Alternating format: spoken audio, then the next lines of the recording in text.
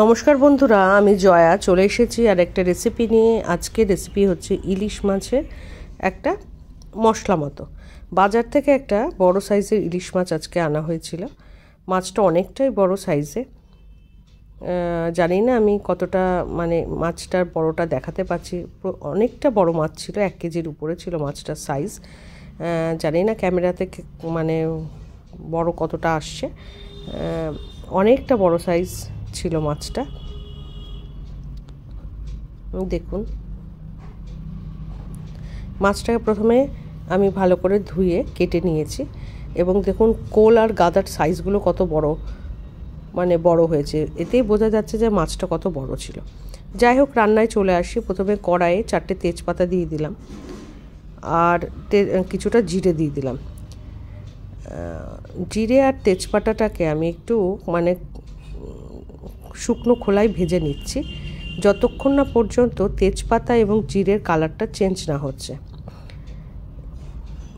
এবং একটা সুন্দর গন্ধ না বেরোচ্ছে, ভাজা ভাজা গন্ধ তেজপাতার জিরে, ততক্ষণ পর্যন্ত এটাকে ভাজতে হবে।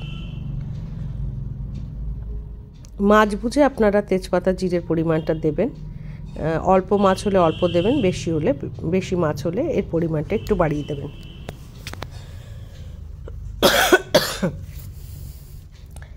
যাই হোক, আমার জিরে আর তেজপাতা ভাজা হয়ে গেছে। এবার যে মাছগুলো রয়েছে, দেখুন মাছগুলো সম্পূর্ণ সব মাছগুলোকে আমি আজকে রান্না করব না, কিছুটা মাছ আমি ভাজা করব।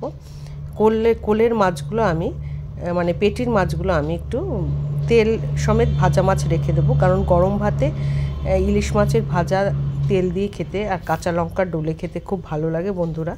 ওই জন্য পেটির মাছ কিছুটা ভেজে নিলাম তেল সমেত গরম ভাতে খাওয়ার জন্য। আর অল্প কিছু মাছ আজকে রান্না করব, বাকি মাছটা অন্য আরেকদিন রান্না করব। তাই জন্য মাছটাকে আমি দুটো ভাগে ভাগ করে নিয়েছি।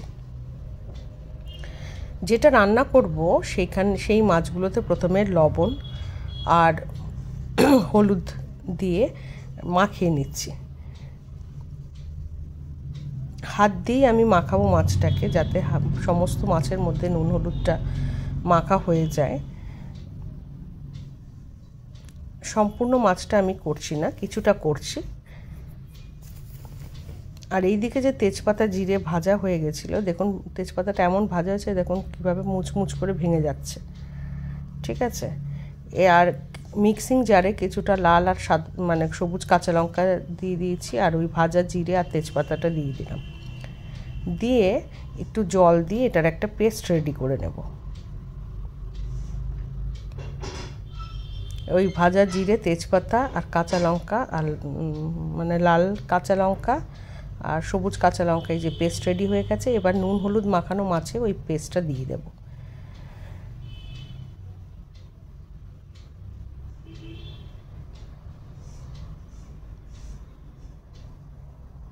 আর দিয়ে দেব কিছুটা পরিমাণ সর্ষের তেল।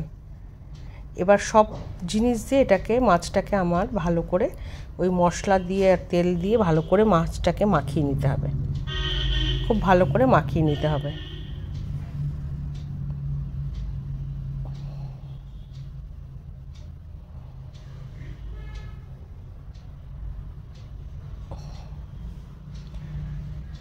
তেল দিয়ে মশলা দিয়ে সম্পূর্ণ মাছটাকে আমি মাখিয়ে নিয়েছি। আর এই যে বাদ বাকি মাছটা আমি রেখে দেবো, এটা আজকে করব না, অন্য আরেকদিন অন্য কিছু রান্না করব মাছটা দিয়ে। এবার কড়াইয়ে আমি তেল দিয়ে দিয়েছি। মাছ ভেজে নিয়েছিলাম, ইলিশ মাছ ভাজার পরে যে তেল ছিল সেই তেলের মধ্যে ওই মাখানো মাছটা আমি দিয়ে দিলাম।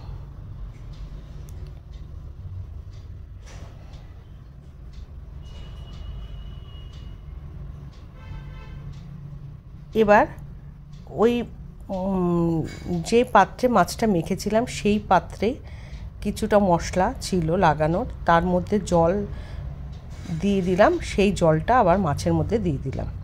এবার জলটা যেহেতু আমার জলটা এমনভাবে দিতে হবে, দেখুন আমি আরেকটু জল দিয়ে দিলাম, কারণ মাছ বুঝে আপনাকে জলটা দিতে হবে। আর উপর থেকে 2টো কাঁচা লঙ্কা দিয়ে দিলাম, গোটা কাঁচা লঙ্কা। আর এবার মাছটাকে ফুটতে দিতে হবে। মাছ দেখুন অনেক ফুটতে শুরু করেছে। ফুটতে ফুটতে যখন ঝোলের ঘনত্বটা মানে কমে আসবে তখন মাছটাকে নামিয়ে দেব।